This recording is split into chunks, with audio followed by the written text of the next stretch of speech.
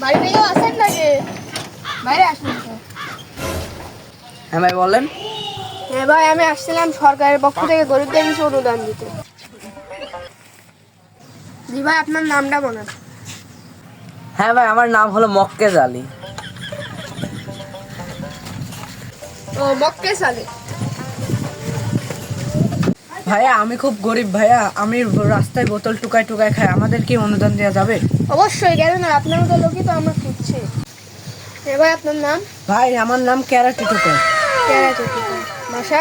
তালবাড়িয়া। তালবাড়ি। আর বেতন? 10,000 টাকা ভাইয়া। তাহলে মাসিক বেতন 10,000 টাকা? না ভাইয়া, মাসিক বেতন হবো কেন, দিনের বেতন 10,000 টাকা। দিন।